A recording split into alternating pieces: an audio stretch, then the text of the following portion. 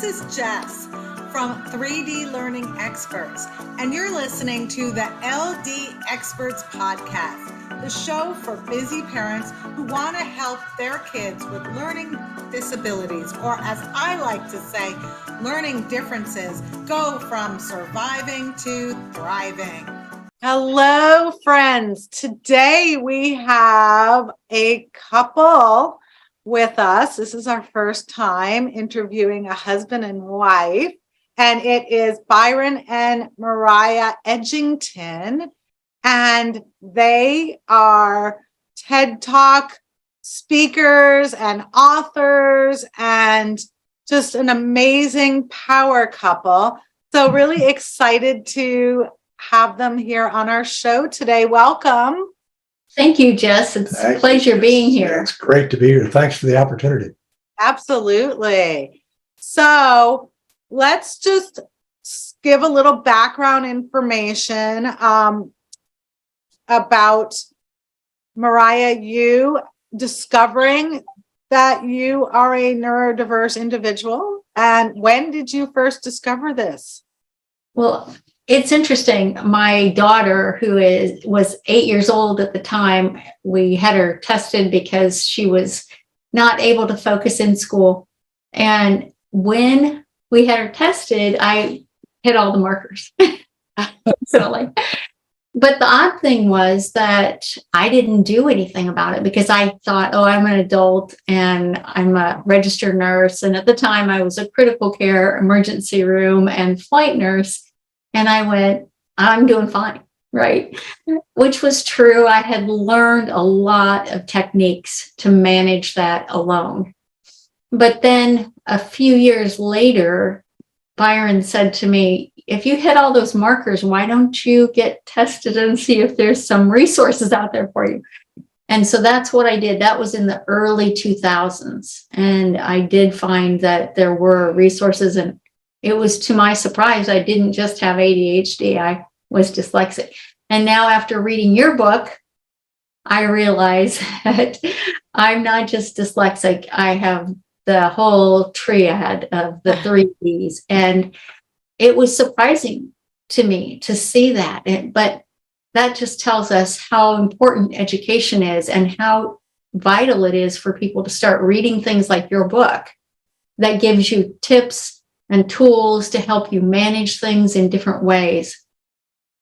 Absolutely. Yeah. Thank you. I wrote that book in an easy to read perspective for parents, because I know very often when parents are seeking help for their children, they too might have dyslexia. And so reading may not be so easy for them. And although Sally Shayworth's book is amazing, it is not an easy read. Yeah. So tell us a bit about your book that you two wrote. Yes, thanks for asking. In fact, we just happened to have a copy of it. This is our latest, Journey Well, You're More Than Enough, Mindset Matters. And this is the first book. And they're a series. And we now have 2 titles in the Journey Well, You Are More Than Enough series. This is the newest one. And we just found out, thanks for asking, we just found out it's a #1 Amazon bestseller. Awesome. So we encourage people to go out and find this book and read it because it's really full of all kinds of good stuff. And so what kind of good stuff is it full of? It's full of stuff that is oriented around mindset.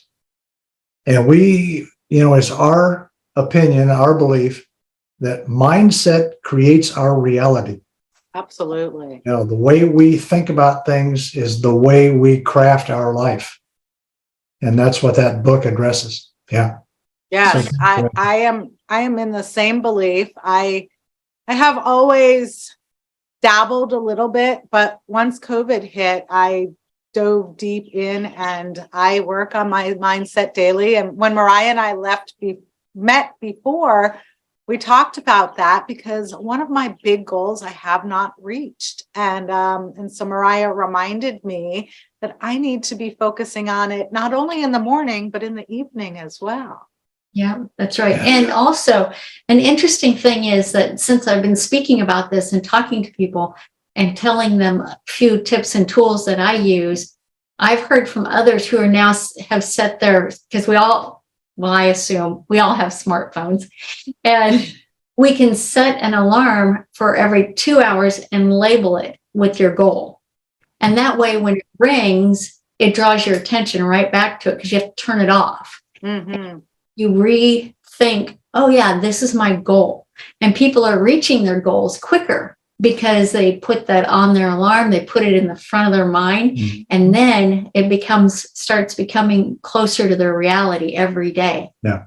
I love that. I actually have 4 reminders set with an affirmation from one of the recent books that I read, and I am going to add 4 more reminders to go over my goal. That's amazing. How about some other tips? What other tips can you share with us? Yeah, well, we can just closely tied into that one. We believe whatever we focus on, that's what expands in our lives, good or bad. So focus on really good things, on the things you want, focus on what you want for other people that you know and love, and those things will expand in your life. And you think, look around at all we have, all we've done, all we've read, and every thought you have. And it doesn't take a lot of research to realize that those are the things we have focused our attention on. So yes. And so what suggestions do you have for people who don't believe in manifestation? read our book.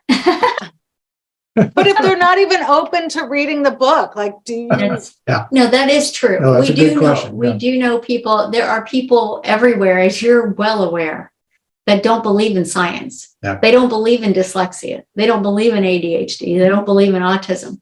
And these are people with closed mindsets. Yeah. And so when we don't have a growth mindset or a mindset that's at least open to some new things, then that is a very difficult situation for anyone. One thing we do know is that we encourage people who are looking for tools to be cautious or mindful of their own personal boundaries, that they don't get sucked into somebody's negativity and buy into that. So for the people who are surrounded by people who are naysayers and try to take them back down to where those other people are, we say that it's important to know that it is your right to set your own boundaries and to be able to respect yourself enough to say, no, I believe that my world looks more, it could be brighter. I see the abundance in my world. And I understand if you don't feel the same way I do, because everybody can have their own opinion, but don't drag me back to that negative place because I am very positive. So we want people to know, so whoever's listening, if you are in a situation where there's a bunch of negativity around you and you don't believe that, you do not have to believe that. You get to choose, because our thoughts become our reality, and it is a choice what goes on in our mind. That is a choice. Yes. And beyond that, it's not easy to do. Anybody think, oh, yeah, sure, that's easy. Well, no, it's not easy to do, partly because our brains have evolved based on fear. You know, fear is the strongest emotion. If it wasn't for fear, none of us would be here. We'd still be in the cave. We'd still be, well, we wouldn't even be there because we would have vanished. It's fear that kept us alive for eons. And so it isn't easy to get rid of that. We do tend to focus on fear and the negativity and anxiety because in the past, it kept us alive. And in fact, a friend of ours is into neuroscience, and she makes a very good point. She says, our brains did not evolve to think. Our brains evolved to keep us alive and safe. That's it. Thinking came a lot later. And so it isn't an easy thing to do. But as Mariah said, defaulting to the positive is a choice. And once we realize it's a choice, then you can make some progress in that direction. And when they say that the 5 people that we spent the most time with are the people we're most like. So very often, if we find that everyone that we're around is negative, it's time for us to find a different group of people to hang out with. Absolutely. Absolutely. Yeah. And it's not easy either, but that's a big first step. Yeah. Yeah. You have to break that cycle of negativity. You're right, Jess. It's exactly right. So how would you say parents of kids with dyslexia, dysgraphia, dyscalculia, autism, other neurodiversities, how can they use your mindset tools to help their children succeed in life, in school? That is a good question. One of the things that we do know is that kids will emulate a lot of the people they're around. And so if the parents are really interested in helping them, they too need to do these mindset tools. And one of the tools that I highly recommend, I think we might have talked about this before, is what I call the I am exercise. And it's just basically knowing that whatever follows the words I am follow us, or they follow me, they follow you. We know that kids are taunted that are different. You probably were, I certainly was, and I knew at a very young age that I was crazy, dumb, and stupid because that's what I was labeled. And so I took their words on, and those words, those negative words, became my reality. The opposite, the exact opposite is true too, that if they have some real strong support and have parents that will help them to know that, and what I've done is I've created a resource that goes through the alphabet. And so it starts out and it says, for A, it says, I am aware that my thoughts create my reality.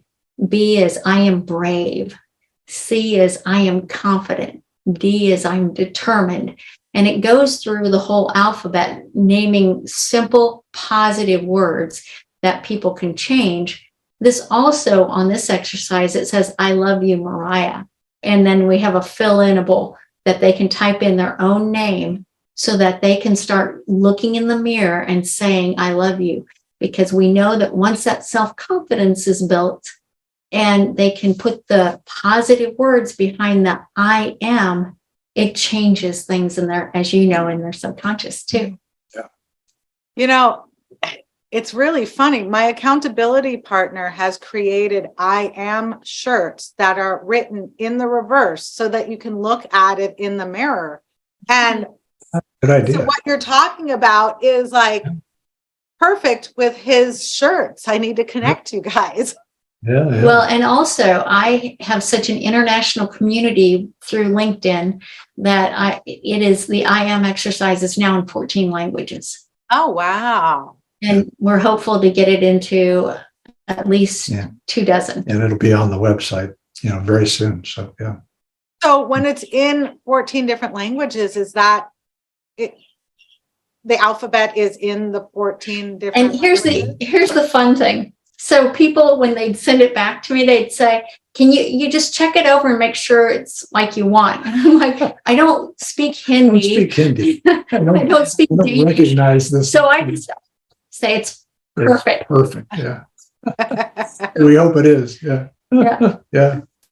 And Jess, you mentioned tools that kids and parents can use. This is a perfect time to mention the camp that that's right. We're crafting a course for this. It's a wonderful initiative, and it's called Kids Camp. It's a kids camp that it lasts just a week in June, this coming June, and it's free. And it's free for any class the kids or parents or together want to take virtual classes, and they take them for free.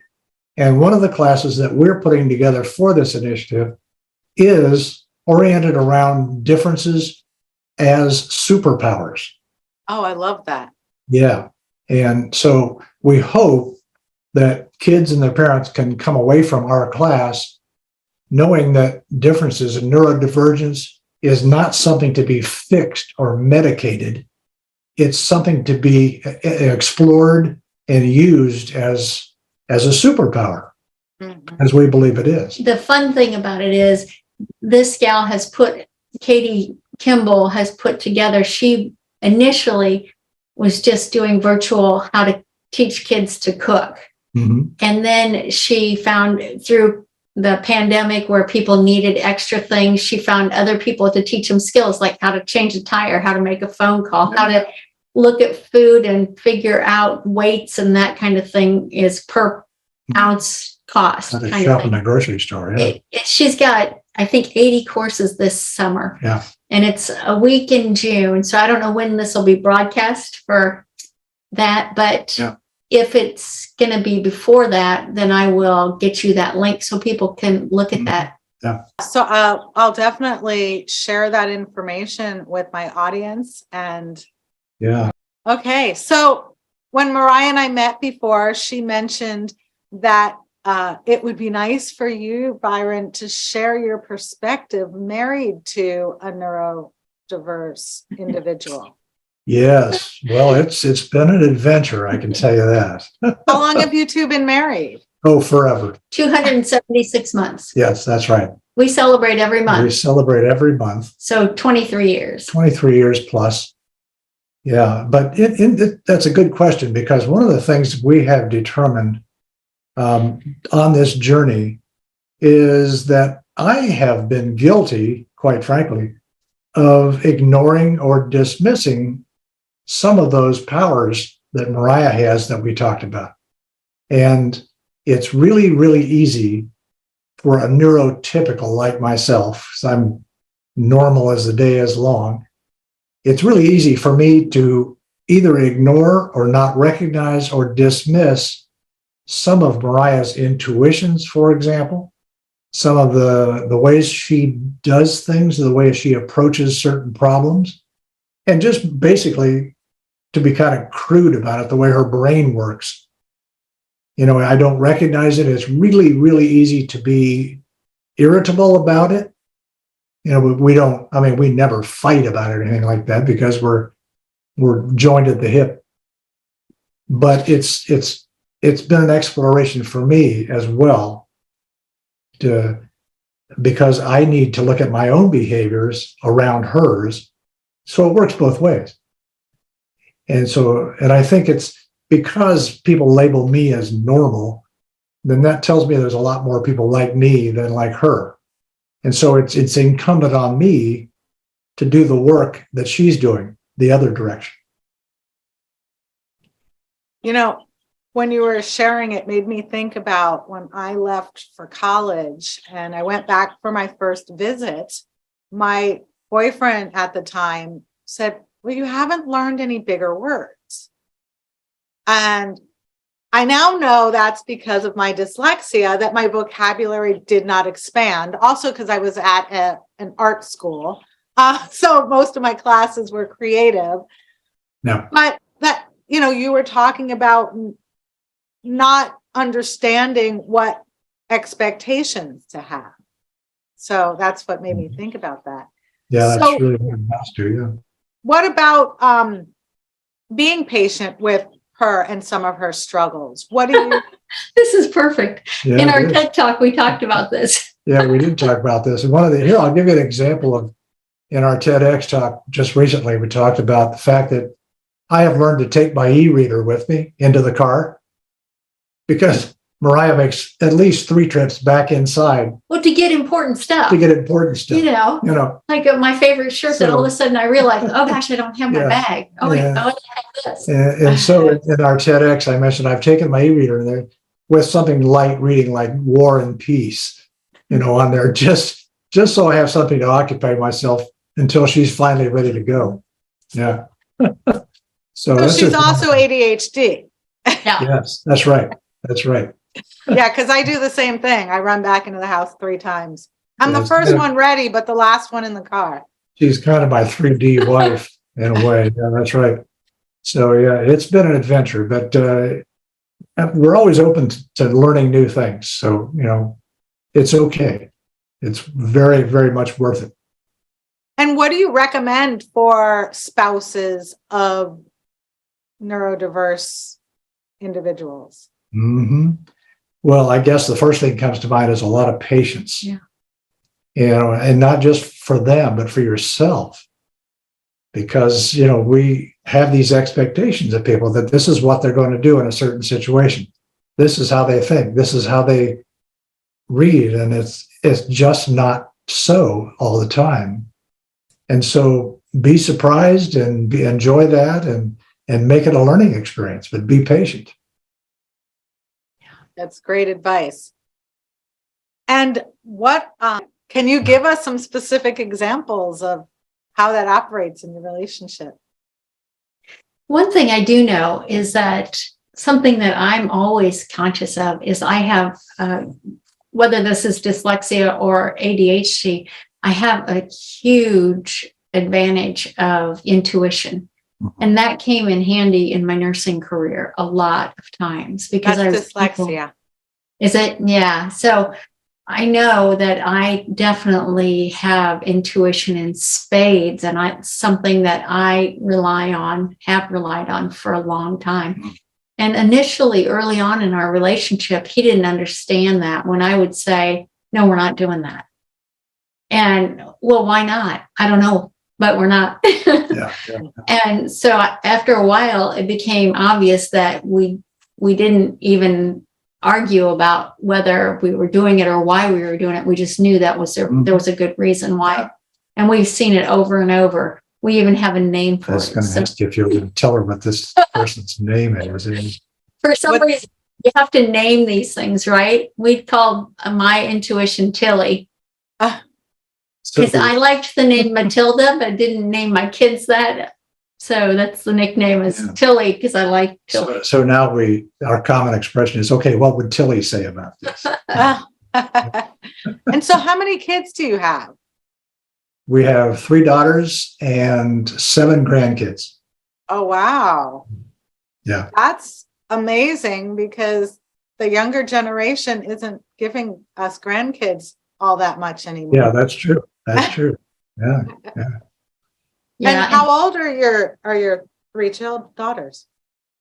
45 to 35. Yeah. Oh, okay. Spread there. And our grandkids have started displaying some neurodivergent traits as well. Mm-hmm.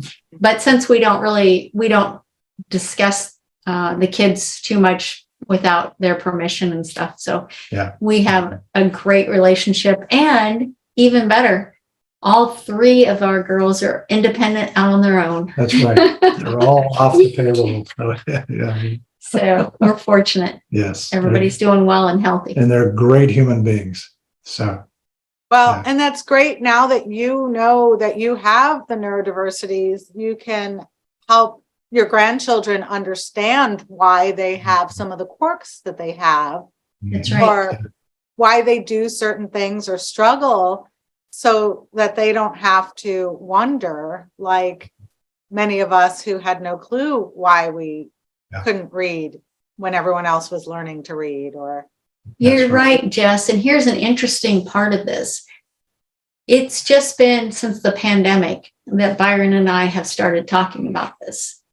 And since this has all happened and we've been writing books and now we're speaking about it, all 3 of our girls, adult children, have told us how proud of us they are. Yeah. Aww, that's beautiful. Yeah. Yeah. It's good to hear. Yeah. So, with your careers, what did you do beforehand, before the pandemic? Yeah. Well, to make a long story short, we had retired. We were living in Colombia, South America. And we lived down there about 3 years. And then the pandemic came along. And Mariah's mom was back here in Iowa. And she was alone. And she was reasonably fearful of the virus and all that. And so we decided to come back to the U.S. and to live with her. And so we got a house to rent, and we all 3 moved in together, and just to get through the pandemic. And Mariah's mom has now gone on to a care, like an independent living. So she can play bingo and so she can play bingo with friends. With friends. Yeah. So And when we moved back, she was 89 and she'll be 93 soon. So it was a good move. But anyway, to answer your question, we were just retired people in South America and just That enjoying doesn't sound very average, Byron. Oh, okay. I guess you're right. Yeah. Well, doesn't everybody go to Medellin, Colombia? Oh, no, I don't think so. Anyway, we had a great life down there and we had lots of great friends and we're just, yeah. Yeah, so that's what we were doing for, after our careers ended. So, and we really, at that point, we had no intention of coming back to the US, but the pandemic fixed all of that. yeah, it changed everything. Didn't it change your life too? Yeah. Yeah, absolutely. Sure. Mhm. Were you doing this podcast then? No, I've been doing the podcast only since August. Okay. Yeah. Mhm. But when before the pandemic, I actually had just opened up a tutoring center in January. And so then in March we closed, thinking it was temporary. And by May, I said to my landlord, I'm going to have to break my lease. And so we packed up and moved the company completely online. We offered online and in-person tutoring back then. So we had some tools in place for online. However, now we have improved our online tools twice since then. So, I'm very happy with our online system now. And there's absolutely no reason to pay a rent and limit ourselves to a small area thanks to COVID. My husband had suggested out of the box thinking before I opened up my location that I have my business be online. And I said, no, not enough parents are willing to do online tutoring to just have an online company. But now everyone is, much more open to that. Sure. Yeah. Absolutely. Yeah. Uh-huh. Yeah. So what are your plans moving forward? Yes, good question. We have 2 or 3 more titles that we're going to address in the Journey Well, You Are More Than Enough series. Yeah. I should mention too, we also have a gratitude journal that's in the series.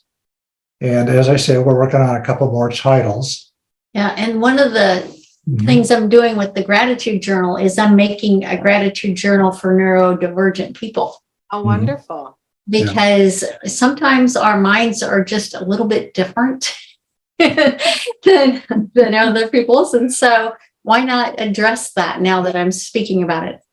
We're going to do a title, Neurodivergent Couples. So a neurotypical, neurodivergent, and see if we can address some of those questions. And that's something that I'm going to start working on, is asking on social media, what questions do you have in neurodivergent groups, whether they're LinkedIn or Facebook or where they are, to see what the questions really are before we try to answer them. That's great. Yep. And you have such a big following that you are likely to get lots of answers from neurodivergent individuals. Yeah. Yeah, we should. And I'm sure there'll be plenty that we never anticipated. So, So how about a children's book in your series? Is that part of the plan? Yeah, we kicked around the idea of, in fact, we even have a working title for one called Nurturing Growing Minds. Oh, that's great. And we would incorporate a lot of those ideas, a lot of those tips and tools into that book. So we'll see. That one probably will happen, but it's kind of second or third in the queue at this point. So, yeah, if you have people who are listening and have suggestions for what they would like to see in a mindset book for kids who are different. Yeah. And I've fit that bill for years. I've always been different. I've always known I was different, and fitting in was something I was not good at ever. And so it wasn't until I started embracing that was okay, that I didn't have to fit in to be normal to me, that I started really liking me. So when I was a kid, and if there's any kids who listen with their parents hearing this, you don't have to feel bad. Find somebody who can make you feel safe and encourage you, because there's a lot of resources out there now. And so maybe that's a question that we could ask people to send us. Sure. Can you send us your thoughts on what would you like to see in a mindset book for kids? Yeah. That's awesome. And how should people get a hold of you? Well, they can go to our website. There's contact information there, and that website is mandate2elevate.com. Awesome. That's who we are. And there's lots of resources there and a lot more information about us and what we've got coming through the pipe. So, and in fact, that I am exercise is on there now. Mhm. Yeah. The I am exercise is on there as well as a free download. So, Well, lots great. of tools there. Yeah. Thank you so much for taking time out of your day to meet with me and share with our audience what you're up to and your amazing activities that you have in your future. Thank you for the opportunity, Yeah. Jess. We Thanks. appreciate it. Appreciate it.